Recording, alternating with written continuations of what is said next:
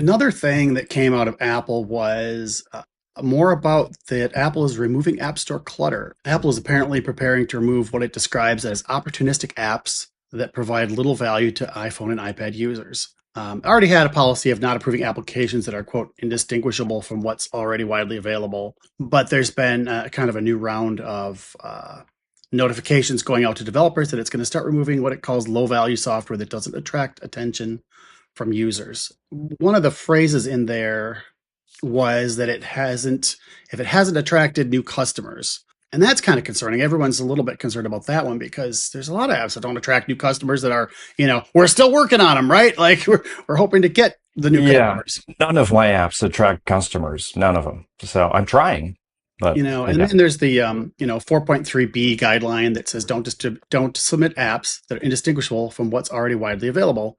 And then they talk about opportunistically creating variants of existing app categories or popular apps degrades App Store discovery. So they're saying don't just make a quick copycat of something that is already hitting well or whatever. And then it talks about certain kinds of apps such as dating, flashlights, sound effects, wallpaper, simple timers, and fortune telling are well established in the App Store, and we will not accept new submissions unless these apps offer a meaningfully different or improved experience. so I read this. I was aware of this because there was some chatter about it on Blue Sky, and the complaint about, well, I'm trying to make an app that attracts customers. You're going to kick my app off the App Store, Right. and then the apps that are indistinguishable. Like, I get it. Like, we don't need more timer apps unless it's a very unique. I mean, you can reinvent the mousetrap very well, right? But there's also what is it? A gate that you pass through as a developer once you've submitted and gotten an app on the App Store. That's like a rite of passage because it's a whole process that you have to go through. So if you make your first app and it's, my first app that I tried to make was a timer app for timing my washer and dryer, so that I didn't have to listen for the beep. That was my Right. first idea. This is like, and it wasn't really going to be an app. It was just like, I'm just going to focus on doing this.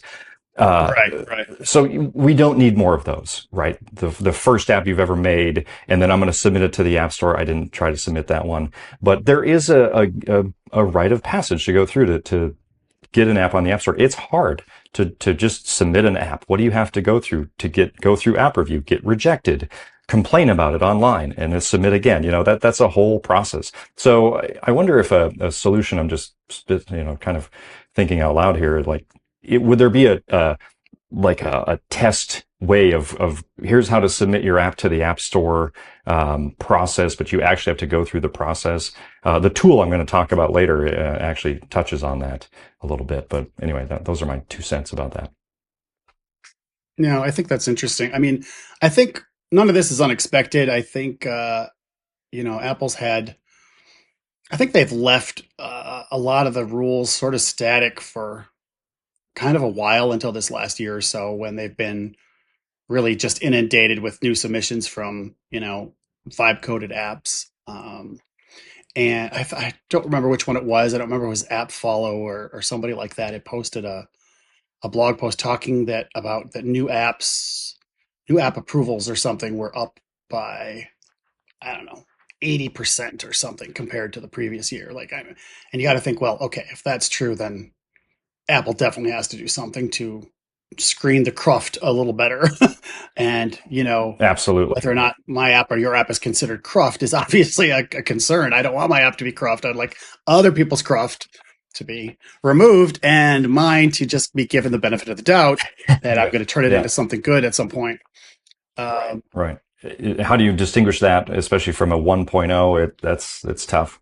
I don't know. Initially I was thinking that we might see something like increased App Store fees to add friction, um, to slow things down. But that aside, I mean, I think, enforcing the rules that are already there is probably a pretty good idea.